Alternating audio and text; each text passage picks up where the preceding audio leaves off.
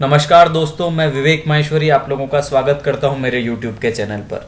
जैसा कि आरपीएससी ने आरएस 2016 के मेंस के लिए नया सिलेबस डाल दिया है, तो हम लोग बात कर रहे हैं पेपर 4 के बारे में, जिसके अंतर्गत पेपर 4 जो है, जो 2013 में जो पेपर हुआ था उसमें, और पेपर अब जो पेपर हो रहा है 2016 में, उसमें काफी परिवर्तन कर दिया गया है। सबसे बड़ा परिवर्तन ये किया गया है कि 20 नंबर की जो राजस्थानी भाषा का पेपर हुआ करता था, अब उसको बिल्कुल ही हटा दिया गया है। अब केवल दो ही भाषाएं हैं, एक तो हिंदी और एक इंग्लिश। सबसे पहले बात करें मित्रों सामान्य हिंदी के बारे में, तो इसको 3 भागों में बांट दिया गया है।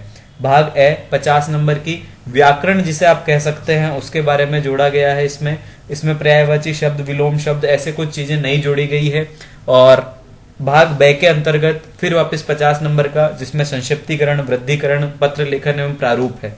भाग से की जहां तक बात की जाए तो इस बार बहुत बड़ा परिवर्तन किया है। पहले ही तो इसमें नंबर कम कर दिए हैं, पहले 40 नंबर का आया करता था, अब इसको 20 नंबर का कर दिया है। प्लस दूसरी बात कि 20 नंबर में अब आपको 2 निबंध लिखने होंगे, एक तो किसी समसामयिकी मुद्दे पर और एक अन्य विषय पर। तो थोड़ा सा इसको, मेरा ये मानना है कि थोड़ा सा इसको हाई पैटर्न कर दिया गया है, और आपको लिखने की ज्यादा स्पीड रखनी पड़ेगी, तब जाके ये कवर हो पाएगा। तो दोस्तों, इसके लिए किताबों की अगर बात की जाए तो 2 किताबें पढ़ना बहुत ही ज्यादा जरूरी है। एक तो राघव प्रकाश नाम से जो किताब आती है सामान्य हिंदी की, व्यवहारिक हिंदी की, और एक हरदेव बहारी जी की किताब आती है सामान्य हिंदी के बारे में। यह आप इस पेपर के लिए प्रेफर कर सकते हैं। जहां तक बात की जाए सामान्य हिंदी के बारे में और निबंध, और ये भाग बे जो संक्षिप्तीकरण, वृद्धिकरण, पत्र लेखन, प्रारूप आदि है। पत्र लेखन, वृद्धिकरण और संक्षिप्तीकरण आपको इन 2 किताबों में मिल जाएगा। लेकिन निबंध की जो बात की जाए तो उसमें शब्द सीमा बांध रखी है 100 से 150। मेरा ये पर्सनल मानना है कि 100 से 150 वर्ड में निबंध लिखना बहुत ही कम चांस है कि हम बहुत कुछ लिख पाएंगे उसमें। फिर भी जब हमें लिमिट में बांधा है तो हम जितना हो सके सरकार की नीतियों के बारे में और जो भी पूछा जाए उसके बारे में शॉर्ट में लिखें, और ऐसा लिखें कि वो ज्यादा प्रोडक्टिव निकले, ना कि हम उसको ऐसी लैंग्वेज दे दें कि बार बार पुनरावृत्ति हो रही है, और ऐसा कुछ करने से बचें। इसलिए निबंध के ऊपर अब जो पहले का 40 नंबर का निबंध था जिसमें केवल एक ही निबंध लिखना था, अब 20 नंबर का जो निबंध आया इसमें थोड़ा जो 2-2 निबंध लिखने, अर्थात 10 नंबर का एक निबंध है। तो इसके ऊपर जो गाज गिरी है एक तरह से, इसके लिए आरपीएससी को शायद मुझे लगता है कि ऐसा नहीं करना चाहिए था, चेंज करना चाहिए था इसको। बट जो इन्होंने करा, 10-10 नंबर में कोई निबंध नहीं लिखा जा सकता है, और खासकर शब्द सीमा में जो बांधा है 100 से 150, तो इसमें लिखना बहुत ही बड़ा टास्क है हमारे लिए। लेकिन फिर भी हम कोशिश करेंगे लिखने की।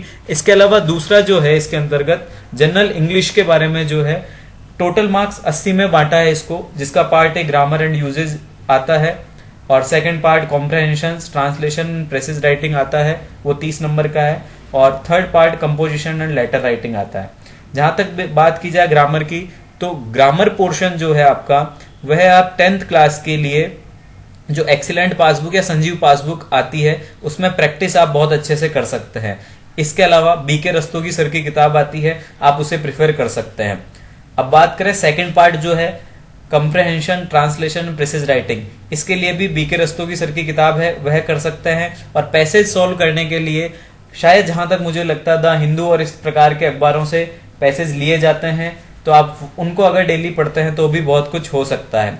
पार्ट सी की बात करें कंपोजिशन एंड लेटर राइटिंग में, तो पैराग्राफ राइटिंग जो है उसको आप एक पैराग्राफ लिखना है आपको 200 वर्ड का, कम से कम ये हिंदी में देना चाहिए था 200 वर्ड, जो कि इंग्लिश में इन्होंने दिया है। चलिए कोई बात नहीं, जैसा भी इन लोगों ने दिया है वैसा हमें करना है।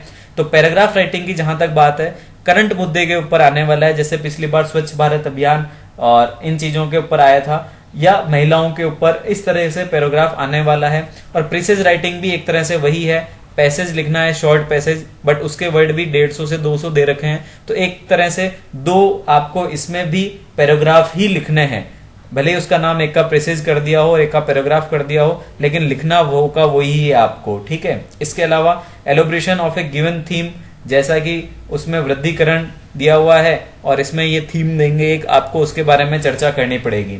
तथा letter writing and report writing, इसमें कोई ज्यादा प्रॉब्लम नहीं है, ये आपको 10th क्लास में भी मिल जाएगा और साथ में बीके रस्तोगी सर की किताब में भी मिल जाएगा। दोस्तों, मेरा ये मानना है कि जिस प्रकार से इस सिलेबस में चेंज करा है, तो देखा जाए तो ये जो पेपर 4th है इसके लिए आपको प्रैक्टिस की ज्यादा जरूरत है, क्योंकि आपकी जब तक रिटन प्रैक्टिस नहीं होगी आप इसको पूरा कंप्लीट करना बहुत भारी पड़ेगा, क्योंकि राइटिंग पोर्शन जो है इसमें वो बढ़ा दिया गया है और ग्रामर पोर्शन को कम कर दिया गया है। अब आप सोचिए 200 वर्ड, 150 वर्ड और 100 वर्ड के इतने सारे प्रश्न इसके अंदर डाल दिए गए हैं, तो हमें इसके लिए प्रैक्टिस करनी पड़ेगी। डेली न्यूज़पेपर पढ़ना अब बहुत ज्यादा जरूरी इन पेपर्स की तैयारी के लिए।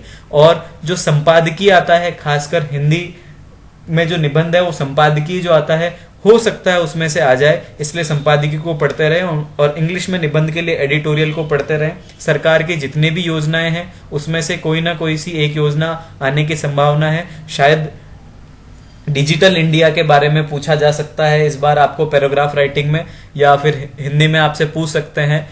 तो इसलिए इस पेपर की तैयारी आप इस प्रकार करें तो ज्यादा अच्छा रहेगा।